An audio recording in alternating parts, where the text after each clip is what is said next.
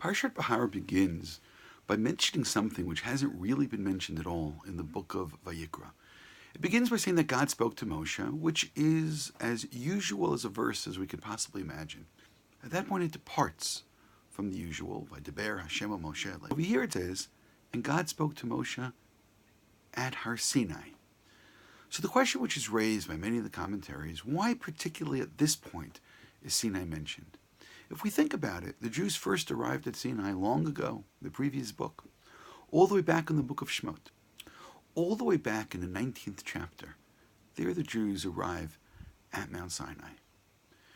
When Sinai is described, Rashi points out that while most of the words which were used was in the plural, and this is easier to sense in the Hebrew than the English, when it gets to Sinai it speaks about they as one encamping by the foot of the mountain.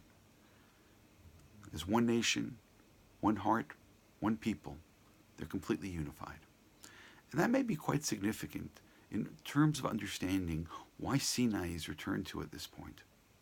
Here we have the end of the conversation in a sense, or the end of, if you wish, the monologue, where God has been giving instructions about this Mishkan. And if we trace it all the way back, we know how we got here. We had a revelation at Sinai. Moshe went up the mountain. The instructions that Moshe received included the building of the Mishkan. We have the completion of the Mishkan. And now as we move towards the end of Vayikra, another element emerges. And this element perhaps we didn't notice as it was coming.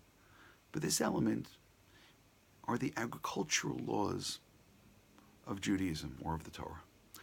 These laws don't just tell us how and what and so on, but they create, in effect, what we can call social justice.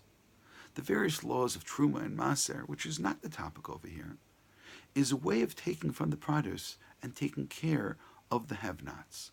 In this particular law, the laws of Shemitah and later the laws of Yovel, which is the extension of Shemitah, the Jubilee, we have laws where the farmer works for 6 years, but in the 7th year they stop. 7th year they rest.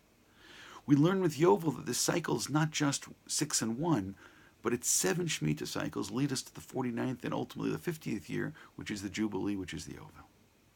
The laws which emerge over here on the 7th year, the farmer has to open up his produce for the poor, for others. Everyone can partake of it.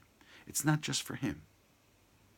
When we get to the laws of Yovel, there are aspects of a person's land which belonged to their ancestors to be returned to that person.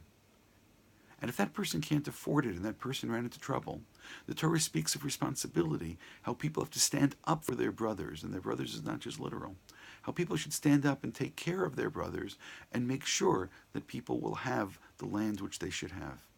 If we sense beneath the outer level of these laws, I think it really does take us back to Sinai. These laws, while in another society, in another place, another time, we can see the laws over here as being agricultural and therefore leading towards capitalism. No one's saying capitalism is wrong, but this is a capitalism which has a socialist element to it, and the socialist element is taking care of the have-nots. Even the capitalist, even the farmer, even the person who's worked very, very hard for 6 years, he needs to be reminded every 7 years that the land doesn't belong only to him, the land belongs to God. And moreover, if somebody's been successful in business and has collected all kinds of properties, they need to understand that the different properties actually are owned by different people. And therefore, the law is, again, where applicable, those people should be redeeming those properties and bringing them back. Which means we started off by Mount Sinai, and we're told that the people are as one. Over here, when we get to the agricultural laws, specifically the laws of Shemitah and Yovel, I think we can begin to sense again the idea of unity. The difference between the unity here versus Sinai, at Sinai it was a feeling, it was an emotion. People sensed that they were one. Over here these laws are introduced and remind us at Sinai, because here are laws which don't represent merely a feeling. These are operational. This is how we live our lives. We need to know that we are one people. We need to know that when our brothers have difficulty, we need to lend out a helping hand. We need to make sure that people who can't repay loans, that they have help so they don't have things taken away from them. These are the kinds of things which are mentioned within this parsha. which means the sense of unity, the sense of oneness. And there is a possibility. Again, as we enter the land, each person is on their own. Each person sees themselves as an island. Each person only takes care of themselves. The Torah here introduces these agricultural laws to tell us that feeling that we had back at Sinai, that feeling still applies. We are really one.